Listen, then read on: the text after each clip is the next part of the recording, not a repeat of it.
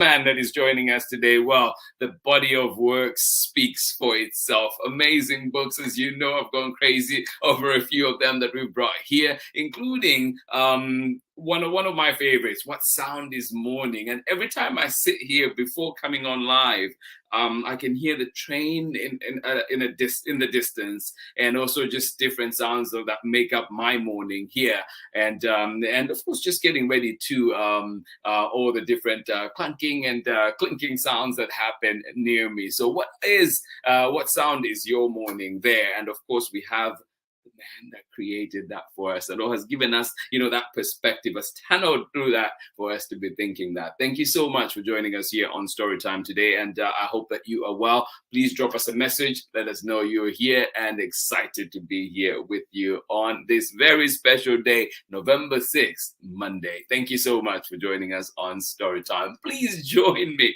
in welcoming today to Storytime the author of this brand new amazing picture book, Nothing Ever Happens on a Great Day. Well, it is a great day out here in Oakland today, but guess what? A lot of things are happening. We do have a special guest. Please join me in welcoming Grant SNIDER to Storytime. Welcome to Storytime, Grant. Thank you, Peter. Thank you for having me so much. Thrilled to be here. It's so good to have you here. And it's just, I feel like it's the perfect day to read this book here with us, because it's nothing ever happens on a great day. And it is an extra great day out here in Oakland, but it's starting off with excitement. Yeah, same here. I don't know if you can see out my window. There's not much to see, but it's very foggy. So if you go outside in my backyard, you see some trees and then just this gray mist. So it's perfect. Yeah. Finally. I love it. So what inspired this one then? So I've always loved to explore nature on gray days, but I think where it started was I had this very specific image of myself as a child riding my bike in circles on the driveway on an overcast day, thinking, man, I wish that something would happen. I was feeling a little bit bored, but I also had this sense of anticipation. Like, if I just wait long enough, if I just start exploring, maybe I'll find something amazing today. Yeah. So that was really the seed for the story. I used this character riding her red bicycle, kind of like I did, but way back when. And I went from there. I love it. I love it. And let's just see too, we have people with us as well. Good morning to you, Oscar, out in Katete, Zambia, east of Zambia, much later in the day where you are. Thank you so much for joining us, Oscar, and of course the family out there as well. And you saying good morning to us on this side. Yes, it is morning. Grant is 2 hours ahead of me, I think. Is it? Or is it 2 hours? Yeah, it's very early morning for you. Right now, I'm just kind of settling into my mid-morning routine. Right. And Quincy out nearby right here in Marin, good morning to you. And you say, and the geese wake us up. So that's the sound of your morning. Thank you so much for sharing that, Lynette. And of course, Quincy, good to see you here on Storytime actually live. I know that the timing doesn't always line up for you and I. So thank you so much for joining us here live on Storytime today. And you say it is raining out in Marin, just like it is out here in Oakland as well. Thank you so much for joining in Storytime. And Grant, too, I have, just another question that comes up is, your book seems so reflective, like there's a lot of just contemplation and melancholy sort of. So I just wondered, like, how would you describe your books, and what do you think of that theme as a thread through your books? So I like the word reflective. Melancholy sometimes works. I think my editor described it as picture books for introverts, of which I've been one my whole life. So I feel like a lot of my books are a little bit quieter, a little bit more peaceful. Yeah. There's not quite the big emotional swings as you might find in some other authors' work, but they do have a calming stillness to them, hopefully. And I think hopefully some moments of humor, hopefully some moments of wonder. Those are all things I try to achieve in my picture books and my comics. Yeah, no, definitely feel that. And I was just looking at this morning again. I went back into this one, The Art of Living, and I think it was the iridescent page. And I was just looking at it and thinking just how much it resonated. And so just wondering for you, it's like, how much of this, you know, you mentioned being an introvert yourself, and that inspiring your creative process, but how much of the world around you inspires you as well? Yeah, I think it's like when the work clicks for me, and when a comic like that or a poem like that works best is when I'm looking at something outside of me and it's bringing up some emotion within me. And so it's that connection of the inner outer world that I think makes a good poem, a good comic, a good picture book. It's always sometimes a little bit hard to click. Sometimes I'm too wrapped up on what's going on with inside. Sometimes I'm just so focused on the outer, but Yeah, melding the two is really powerful. And the way that usually an idea like that usually starts is just by my sketchbook. So yeah, I think the one thing I tell young authors, illustrators, artists is just keep a notebook with you. And so when you're looking at something, you can put it down on paper and say, oh, okay, that's what that looks like. When you yeah, have a thought or a feeling or maybe a line of a story that comes to you, scribble it down on paper. And then when you go back to, make a story, make a comic, make a poem, you have that thing you experienced out in the world, and you can go back to it and reflect on it a little more deeply. yeah. No, I love it. I love it. And thanks for that tip too. I know, and thank you, because I know I mean I got a beautiful, beautiful notepad from you that I've been able to jot Okay. down a few things, which has been great. And then also just getting to observe you when you were visiting Oakland, just observing how you navigated the space and were jotting down things, was just fascinating to see. I really got to appreciate that insight of your creativity or your creative process. Yeah, thank you. And my wife Kayla and I got a chance to visit Peter and Lydia in Oakland, and it was an amazing time. They took us on a tour of the city, and we got to walk under the redwoods and see a lot of things we don't get to see in Kansas, nature-wise. So, and one of the good things about being an introvert is you can always, when you're tired of having a conversation, just turn to your sketchbook, scribble a little bit, and they're like, oh, he's working his sketchbook again. So, but no, that was an amazing time earlier Yeah. this summer we got to visit. So thank you so much. No, I'm so glad you did. Yeah, and yeah, looking forward to the next one for sure. But I know that today you're here first of all to read a book with us, and you're reading your brand new picture book.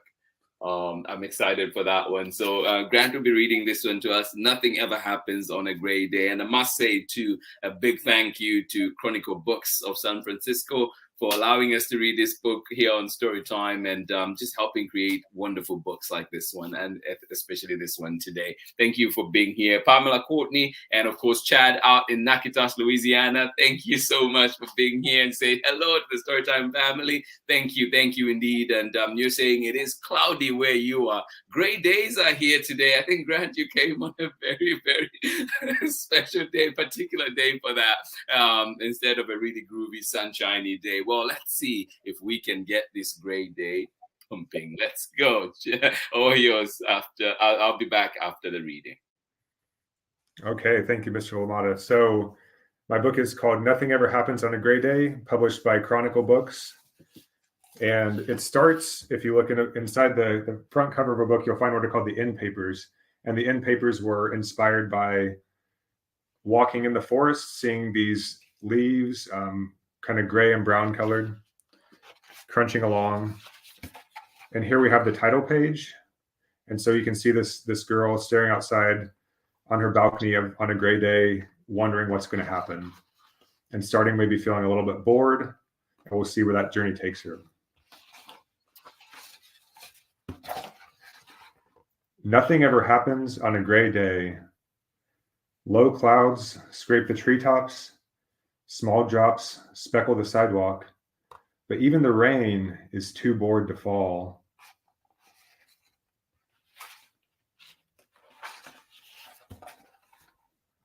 There is nothing to do on a gray day except ride my rickety bike. I pedal through piles of crackly leaves, past quiet apartments and loud barking dogs.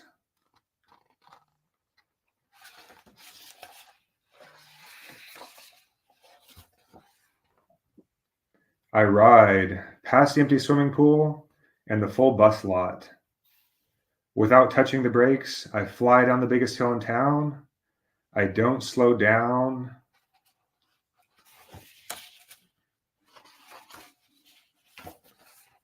until I reach the playground. Is anything happening here? And when I'm reading this book to my own kids or to a class of students, I stop and ask, so, okay, how is she feeling now? She's maybe a little bit curious about where this journey is taking her. She's maybe still feeling bored. She's wondering, okay, is the playground going to be the place where I find something to happen on my gray day? And then I take a survey. Who thinks that she's going to find excitement on the playground? And who thinks she'll still be a little bit bored and frustrated? Let's turn the page and find out.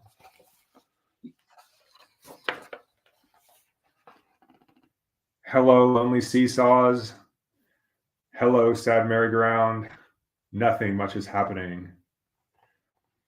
And if you've ever been to a bright, colorful playground on a kind of a gray day like this, it doesn't feel so bright and sunny sometimes. And you can see her mood in the picture is still a little bit bored.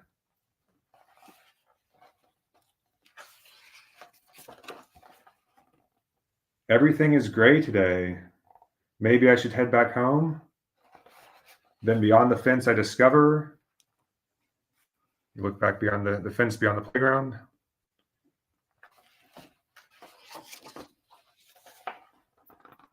A winding path. And if you look closely at this page, you can see all different kinds of animals hiding in the forest. There's a cardinal, there's a little mouse, there's a tiny snail, there's a squirrel, there's a woodpecker.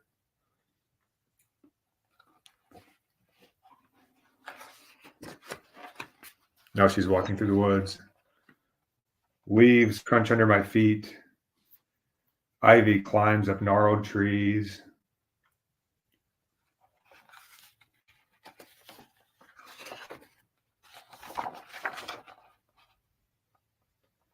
I toss a hedge apple in the water with a splash. I scamper down a steep bank.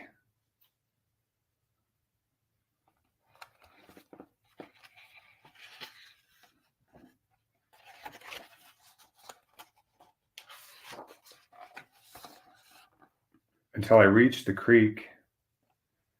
As I tiptoe across the slippery rocks, I wonder, what will I find on the other side? So she's crossing the rocks, and you can look over here and maybe see a little bit of where she's going to have her adventure.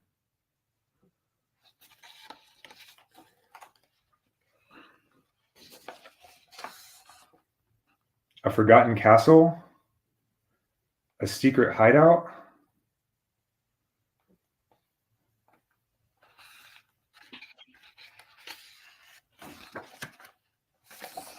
A deep dark cave? Echo, echo, echo. And it's fun if you're looking at this book at home or on the screen, look into it and shout, echo, echo, echo.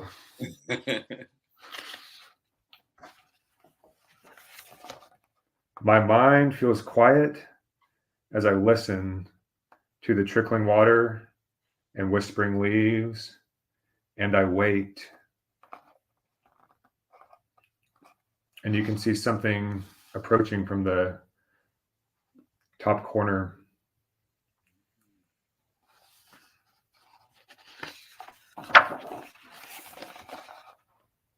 For something to happen.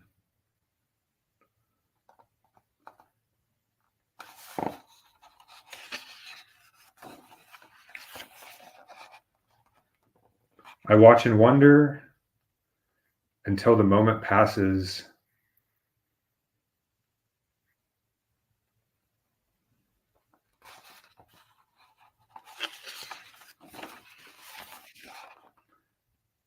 Hello, red bike.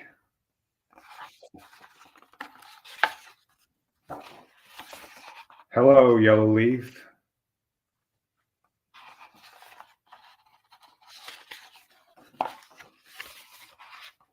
Hello, blue sky. Anything can happen on a gray day. And then the final end papers, you can see there's a splash of brightly colored leaves. And hopefully the character in the story has gone from feeling that kind of dull gray feeling to this bright, colorful, excited feeling all through her journey on a gray day. Aww.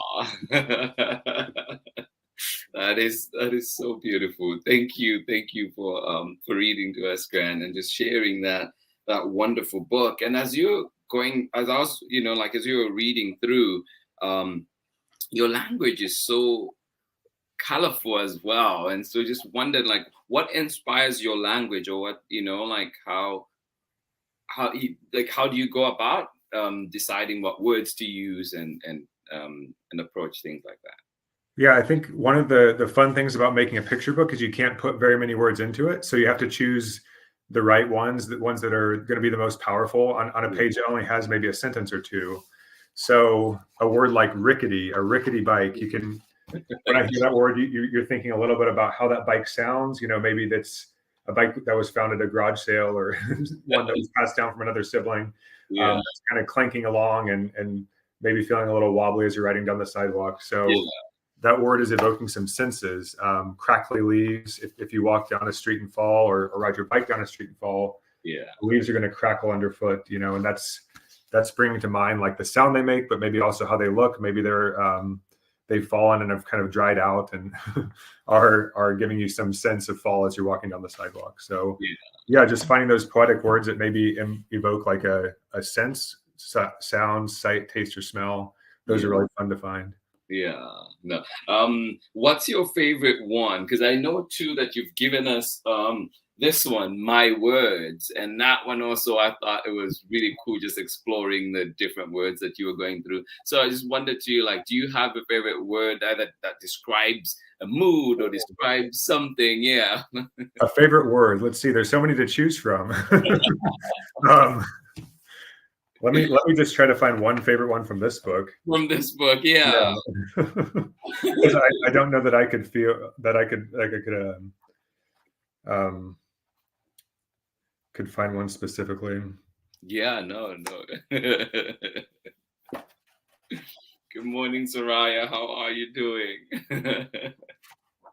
Thank you for joining us, Sharon, as well.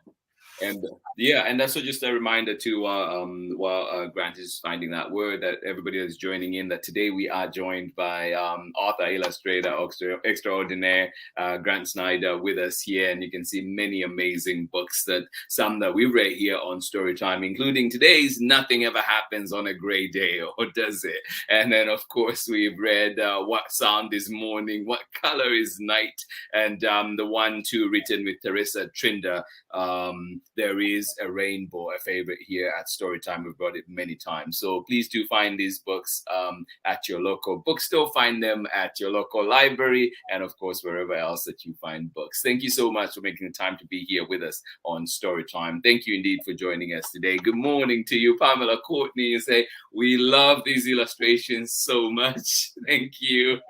Thank you, Pamela. And I did find, so this spread of the heron flying over the town, which is actually, to give you guys a little secret on the book, this is actually a map of the book. So the character starts at these apartments up here. She rides past these apartments with the barking dog. She comes down through the bus lot and the pool, and then rides over to the park. And then through the park, she kind of explores the woods, the creek, and through all this area. So that's a top secret thing about this book, is that page is a map, but this spread contains 8 words, and I would say 2 of them are my top, are of my top favorite words. The word wonder and the word moment, and I find myself using those words so much in my books, because I think wonder is just the way I feel when I walk through nature, no matter if it's a forest, the plains, which we have a lot of in Kansas where I live, the mountains, or even just a neighborhood. I'm filled with wonder at all these sights and sounds I see. And the word moment, I think, is really special, because our experience of reading, our lives outside of stories, they consist of individual moments, and making these moments the best we can, filling them with wonder, that's the way we give them power and excitement. So wonder and moment are 2 of my top 10 favorite words. I'll get back to you on the other 8 some years from now when I finally come up with that list. Yeah, great question. That's a lot of fun to think about.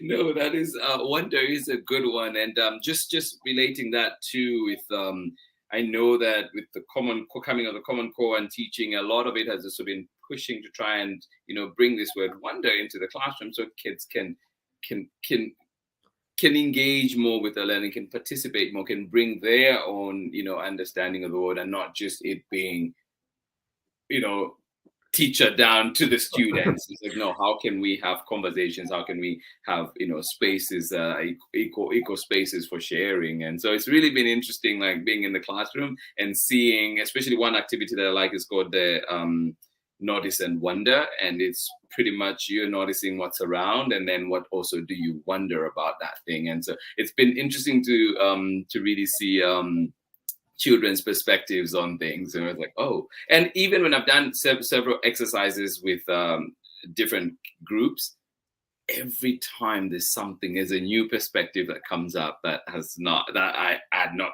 thought about or had not heard with other groups, which is just so interesting, showing the power of wonder, I think, and if it's allowed to flourish in a space. So yeah, as you mentioned, bringing that connection. It's kind of what they call a suitcase word, which is you can pack so much in it, and everyone's going to pack differently. Yes. So one side of wonder is things that give you joy and amazement.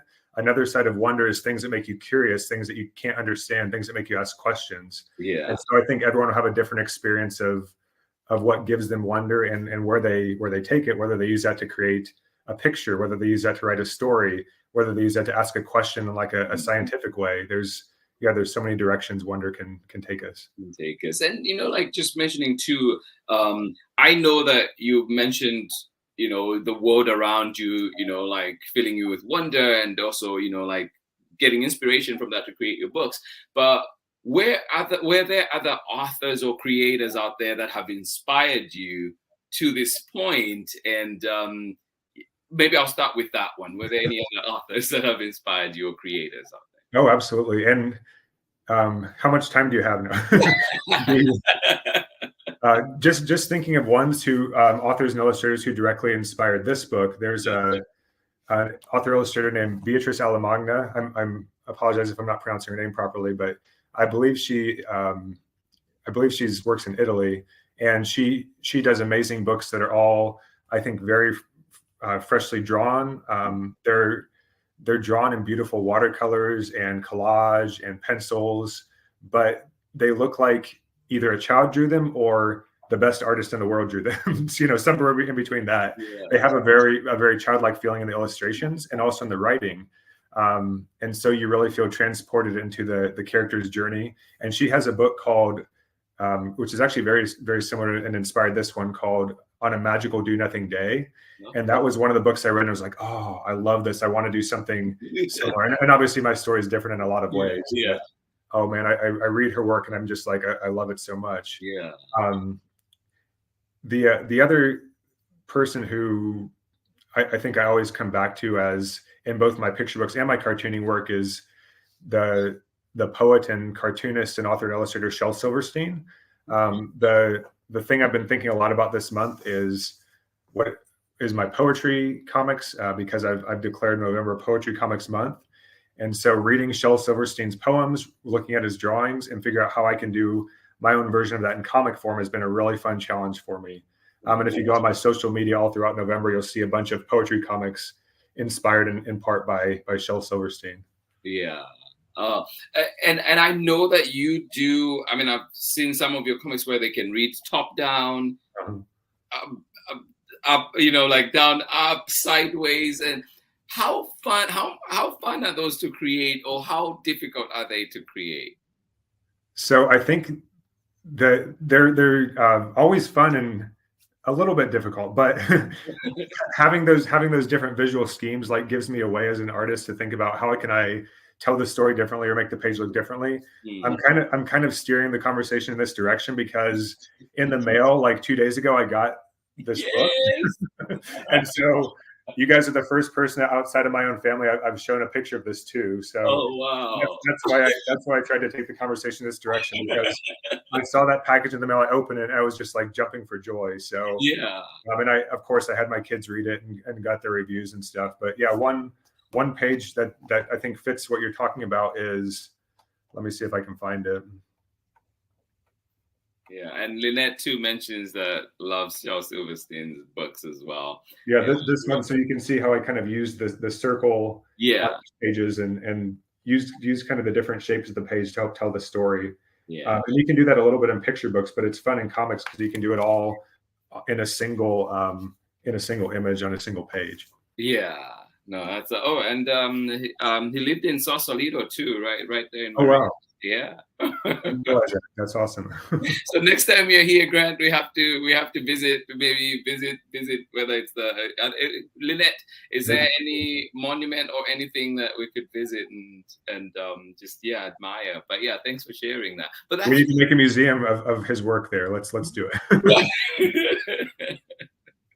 Yeah, and one of the other things too, you mentioned being an introvert, right? And but you're also a twin. So how did those two work together? And is your twin an introvert too, or how did those work together? Because I know, just talking, one of them who's here today, Oscar, that's my cousin. That's my twin, if you'd call it. We were a lot of us in the house, but Oscar was the one definitely that, like wherever he was, I was, and the other way around. And so just wondering on that part for you, like how was it how easy was it to find the time to kind of be reflective and to kind of re-energize as most introverts need to? Yeah, that's a very nice question, on because I've never thought about it as an introvert, what it meant to have a twin.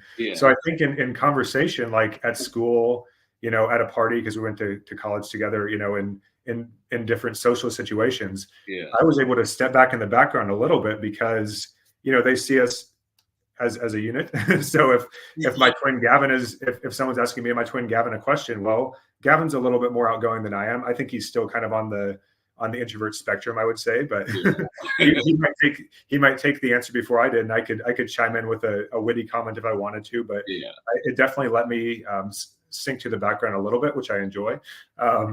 But I do think it's also nice to have a partner in art. So I don't know if you and your cousin were like this, but my twin brother Gavin and I are very competitive in everything, whether it's sports or academics or art. So when I would make a drawing as a kid, or even now, I'd say, "Hey Gavin, what do you think of this?" And he would say, "Oh, that's good. Oh, that's not good at all." Yeah, I can always trust his opinion. And then he could do the same thing to me and say, "Hey, is this good or is this not?" And I could give him an honest opinion. And we were always constantly pushing each other to be more creative, to be more athletic, to get a better grade in a test. And I think that's kind of fun to have, as long as it's not taken too far.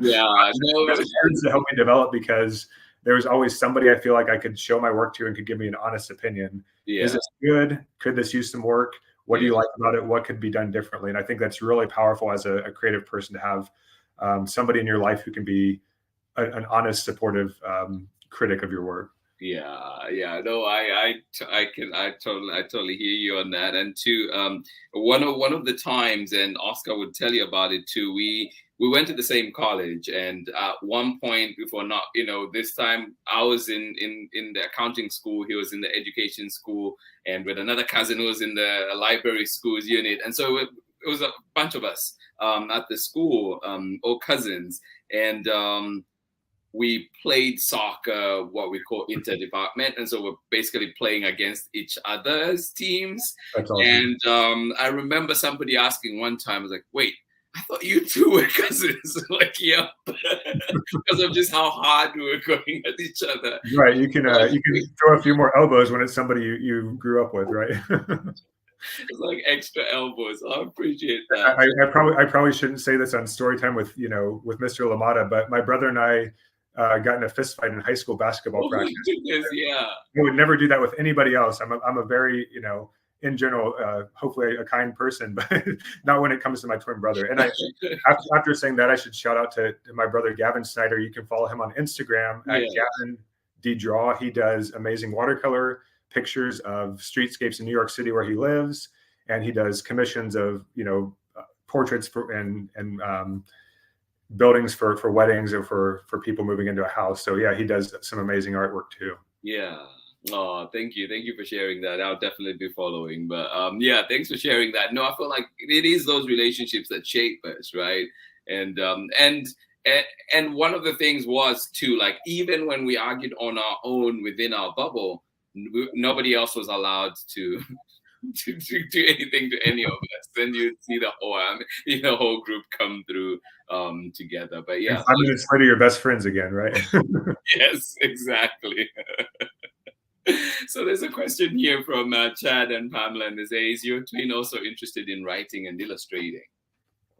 So he is actually a songwriter. So he does quite a bit of writing, but not in the picture book, chapter book, comics world. And then illustrating, yeah, I would say he is a much better painter than I am. He teaches watercolor classes and does his amazing building paintings and cityscapes. And in his day job, he works as an architect. So there's a little bit of crossover there with his ability to draw buildings in perspective. Personally, when I try to draw a building, I think, why do they put so many windows in here? I get kind of tired and I move on to drawing a tree or a person or something like that. But we have very different but complementary art styles and ideas. Oh, I love it. You have your twin who you've definitely you feed off of each other in your creativity. One of the questions I'd like to come back to is now you're a parent. Has that changed your art, or how? If so, how has it done that?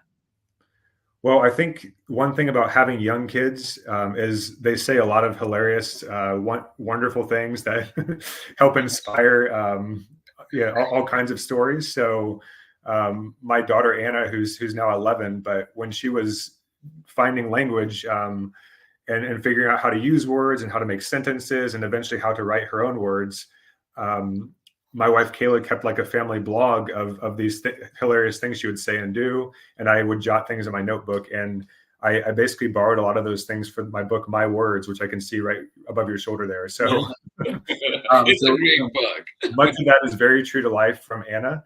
My other kids, just seeing them play and interact and experiment and explore the world. I'm always writing down things and kind of sketching different poses they're doing and things they find. And yeah, especially in this poetry comics book, there's a comic where my sons found a tadpole in a nearby pond. Oh. And so, of course, what do you do when you find a tadpole? You take it home.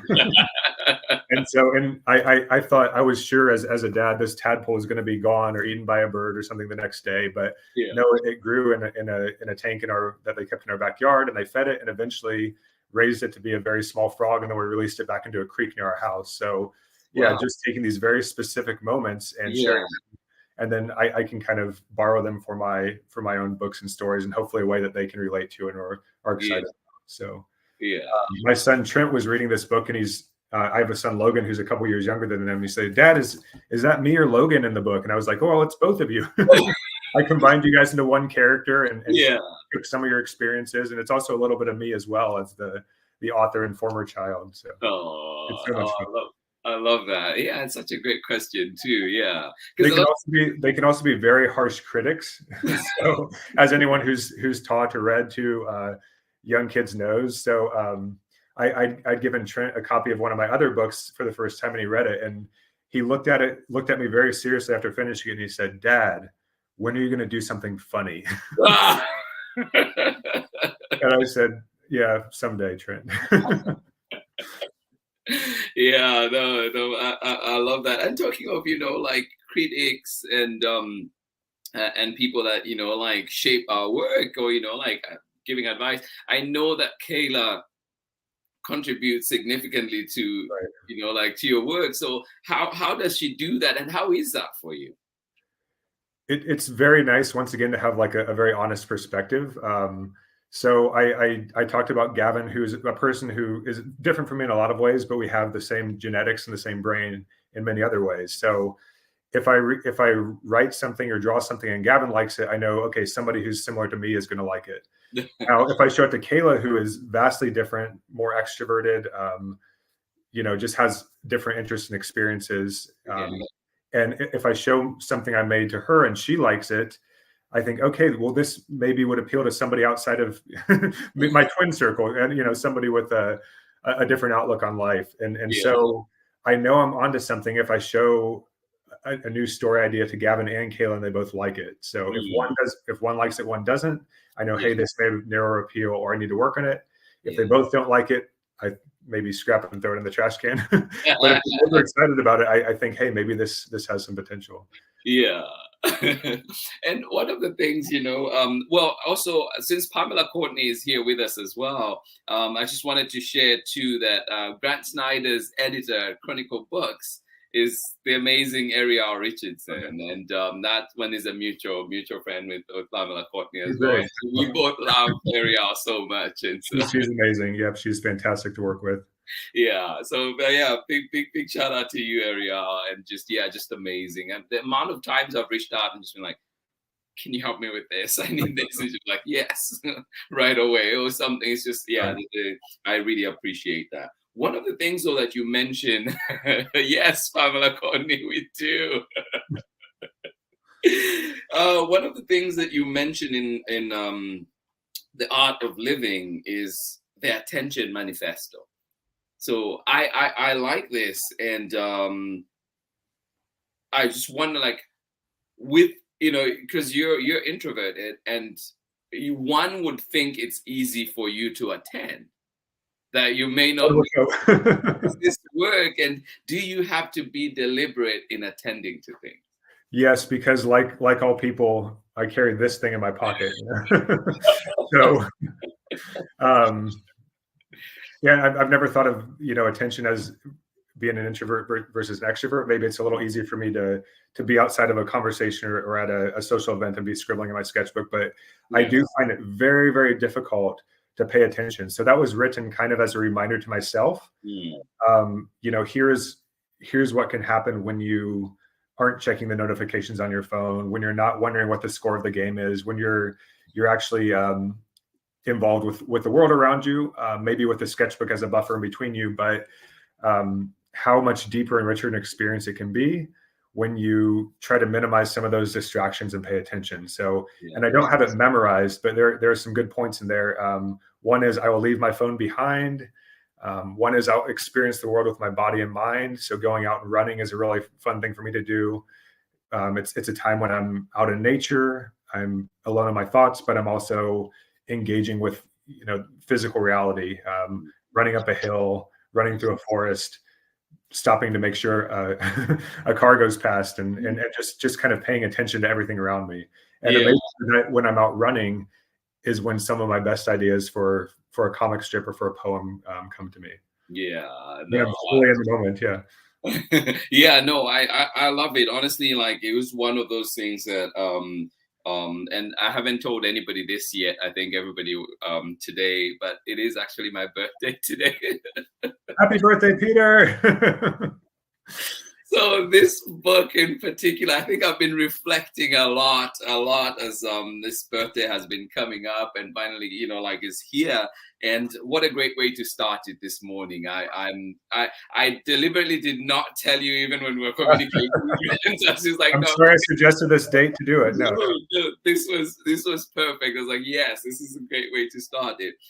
Story time all day, every day. But, I've made a birthday cupcake too that I'll give you virtually across 2 time zones.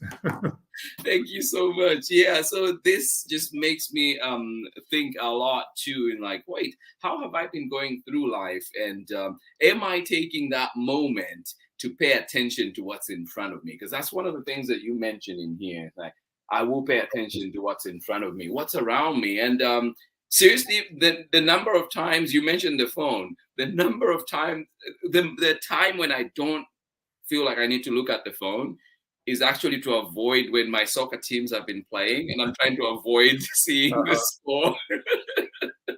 That's the time I'm like, no. And then I actually find that I pay more attention to people in front of me. And so I need to be more deliberate about that. I really like that. And thank you, everybody. Yeah, thank you so much.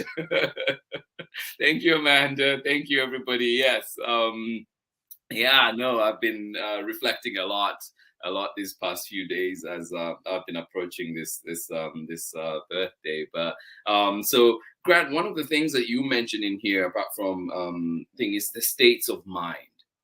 And I really like that one too, just because of you mentioned so many things. You mentioned small-minded, absent-minded, narrow-minded, mindless, mind expanding, out of mind, closed-minded, mindful, open-minded. So for you, when you're coming up with this, or when you think of this one, what is it that you'd like somebody to take away or think about?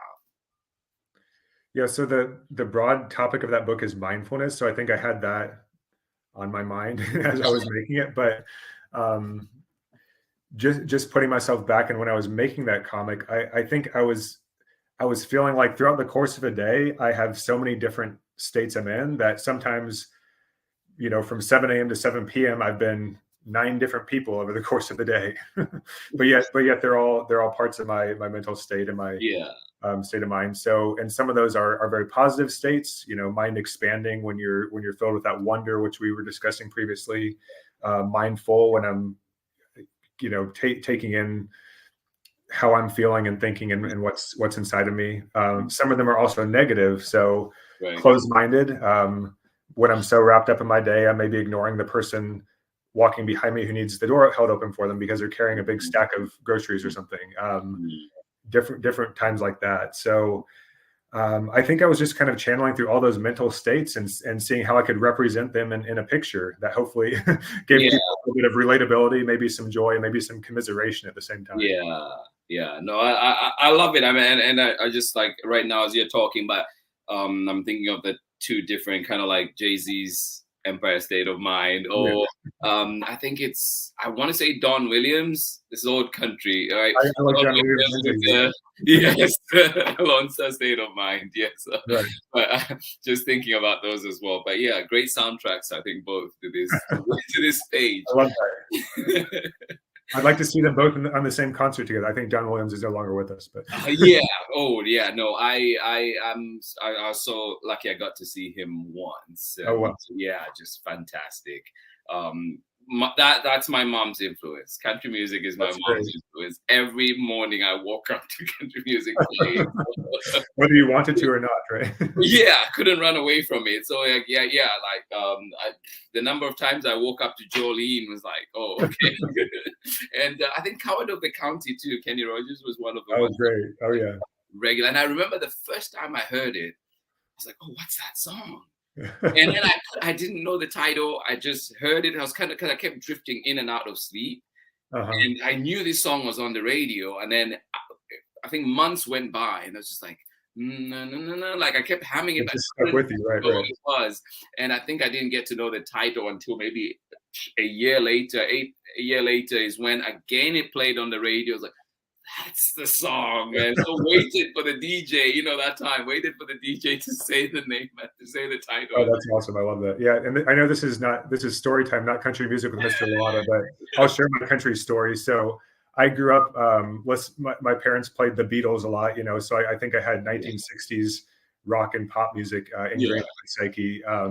And then when I was a kid, I would listen to kind of like angry metal, stuff where they would paint their face and scream a lot and play loud guitars. So I was a little bit of an angsty teenager. And I didn't like country whatsoever, at least I thought I didn't. And then I worked a job after my junior year of high school, framing houses for a family friend who had a construction company. Yes. And he played country music from 6:30 in the morning till 3:30 or whatever PM when we clocked out. And for the first month, I thought it was excruciating. I couldn't stand it at all. I was like, this is the worst thing ever. And then something clicked, and I was like, oh, I kind of like this music. It's so much storytelling, right? The storytelling, the songwriting, the tune, and so ever since then, I've had country music on the rotation in my music library. So yeah. Well, let me add one more song to that. There's a song that I've been listening to. I learned about it maybe 3 days ago. There's a guy I follow on Instagram, and his name is Dax, DAX. Okay. And he's done a song with the legend, of course, Darius Rucker. Yeah. And it's called oh my goodness. I will give it to you. I will text you.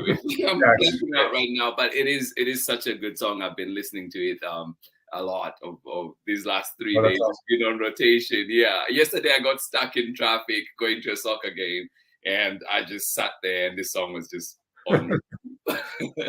Just But play it again and again, right? That's great. yeah, exactly. But we do have another question too coming in from Pamela Courtney, and she's saying, as an introvert, how do you handle book fairs, school visits, etc., especially marketing your books?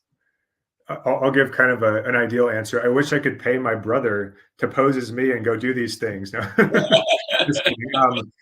I think the for an introvert, in whether it's in a professional situation like that or just in any social life, you have to find something that fits with your own personality. So Mm, if I tried to go on stage and get the crowd hyped up and jump around and yell and scream, I think very soon I'd be exhausted and the kids would see right through that. mm. But if I come at it from a little more laid back, calming, um, introverted presence, and just try to share my excitement through my natural personality, that can make it fun for me and Mhm. still relatable to the kids. So I think sometimes it can be a challenge, as an introvert, to be on stage, trying to project that excitement and enthusiasm for an hour to some restless second graders. But Yeah.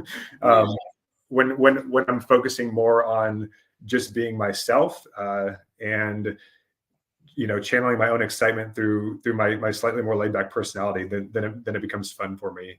And book marketing's the same way. I'm not a person who posts 5 times a day on social media, but if I post a few times a week and I keep it, just within what I'm excited about and what I feel is like a natural form of communication, then I think it can be a pretty enjoyable experience. Yeah.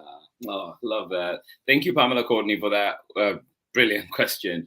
Another one too that I was thinking about was, you've done a lot of your books author illustrated, but you've also worked with others. I know Teresa Trinder for one, and so just wondering, how are those experiences for you? When you juxtapose the two, what do you like about them, or maybe what do you not like about each one?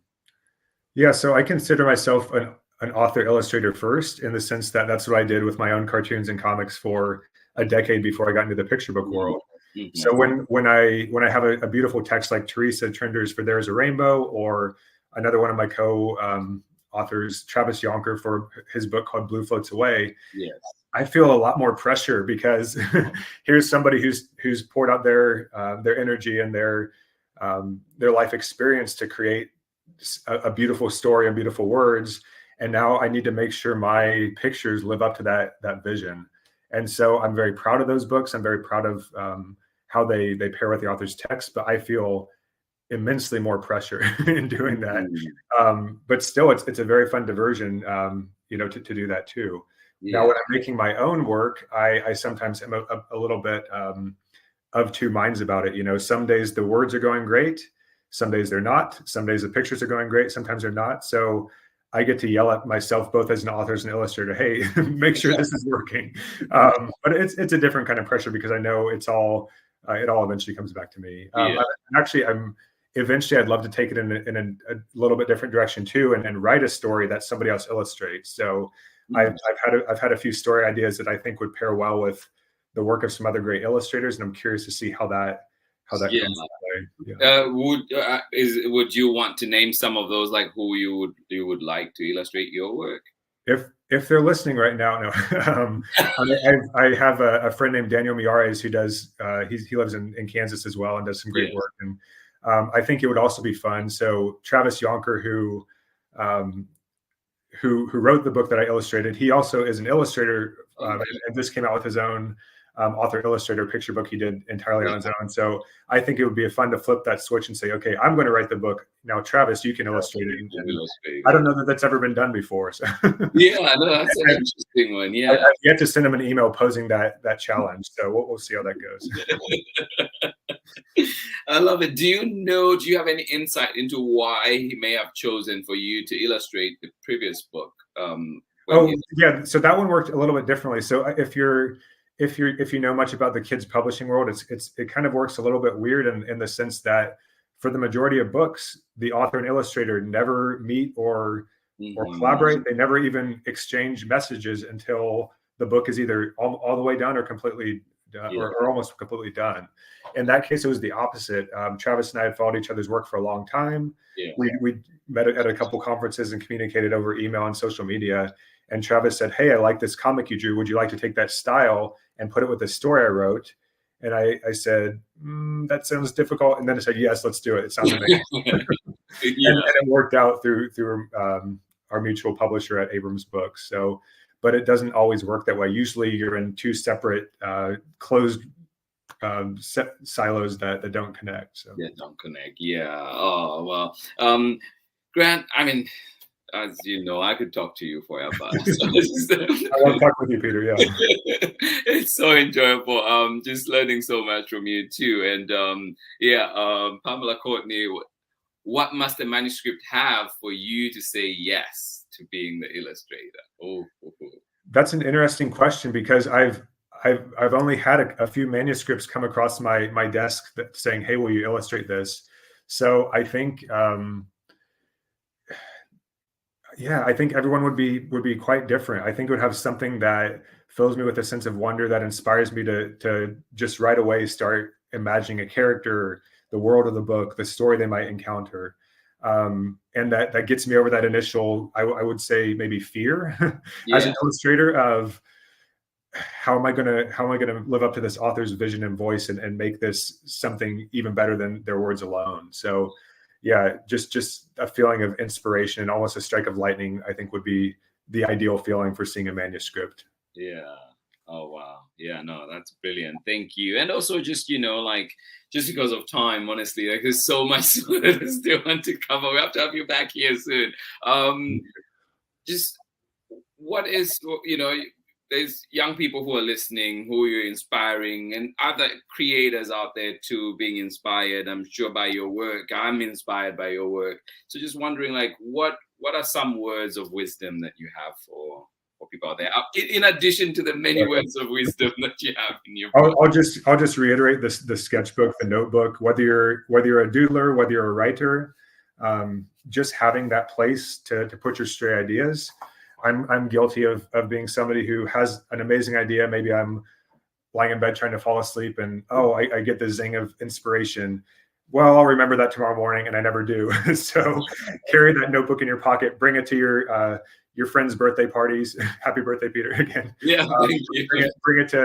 Bring it to school. Bring it on the bus. But always have that place to put your ideas. And then whenever you're inspired, filled with a sense of wonder, you'll be able to carry that to when you sit down to the writing table or the drawing table to make your own story, make your own work. And then just another thing is never feeling like your own experience is not enough to make a story out of. So in Nothing Ever Happens on a Gray Day, the book I read to you guys earlier, it's a very ordinary day in an ordinary neighborhood in an ordinary life.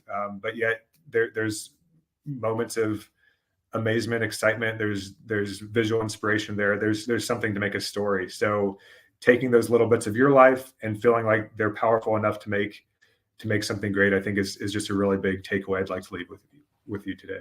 Yeah, no, I love that. Thank you, Reedy, for saying that, and just putting out that wisdom. I appreciate you. And again, to everybody that was joining in today, just a reminder that today we did have with us on Storytime the amazing Grant SNIDER, and amazing books that he's done, that he's created. And we wish you, Grant, many more books to come. We hope that we get, to still enjoy your work going forward. And of course, we've got so many of them here. What sound is morning? What color is night? We've read the collaboration with Teresa Trinder, There Is a Rainbow. And we've also had, which one am I missing out here? Oh, Nothing Ever Happens on a Gray Day, or does it? Well, we're clearly showing that it does today. Thank you so much. One more thing, Peter. Yes, please. I just, back in, I think it was during the pandemic when I first heard about Storytime with Mr. Limata, I saw you had read What Color is Night, and I was just so excited because I think you were probably the first person aside from myself, I'd seen read my story to an audience. So that was so moving as a first-time picture book author illustrator. And yeah, that just gave me so much energy and excitement, especially during kind of a closed off time that was hard for everybody to navigate. So yeah, just how much joy that brought me to see you first read that book. It's been inspiring and has really kept me going ever since. Oh, I love that book. I just love it. I think even now, like there's so many. I think my favorite spread in that one is the silver moon twice, or like that. The white moon twice, the reflection of the moon in the pond. Right? Yeah, I love that part. I love that part. Yeah. Well, yeah, thank you for being an inspiration to readers and authors and illustrators everywhere. Thank you. No, I appreciate that for sure.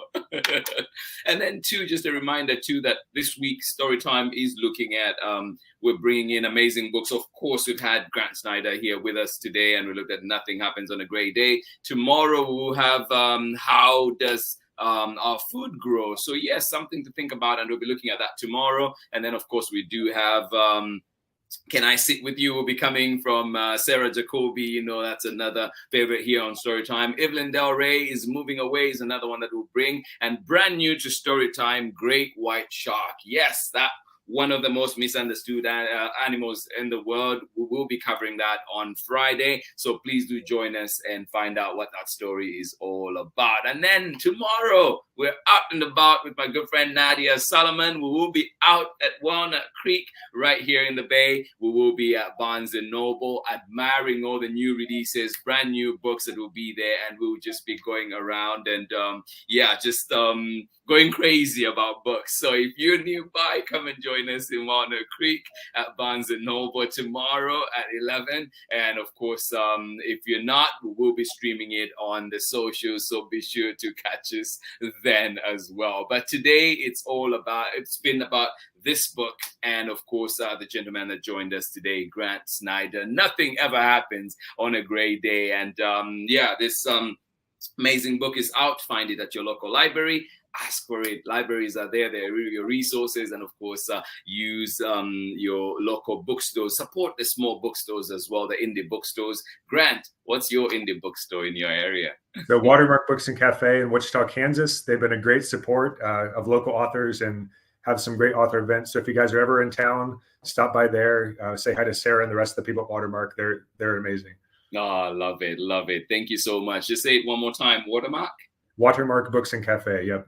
Yes, so we know where it is. Thank you so much for sharing. And once again, a big thank you to everybody that was joining in here. Oscar Monagulanga out in Lusaka. Oh, in Katete, Zambia. Thank you so much for being here. Quincy and, of course, Lynette out in Marin, right close by. Thank you so much for joining us here on Storytime. Pamela, Courtney, Chad, thank you for joining us. And, of course, Auntie Anne, sending love to you as well. Braylon, sending you hugs as well out there in Nakitosh, Louisiana. Thank you so much for joining us on Storytime. Soraya and of course Sharon Lungo, have yourselves a wonderful day out here in Oakland. Please remember to carry your rain jackets and everything else that you need because it is rainy out there. And please be safe on the road. Drive a little bit slower today. The roads can be slippery on on rainy days like this. Thank you so much for joining us here on Storytime. Pamela, Courtney, always appreciate you. Kathy, thank you for joining us out there in Ohio. And of course, Ari and Megan, who'll be joining us later on for the recording at 11. Well, thank you so much,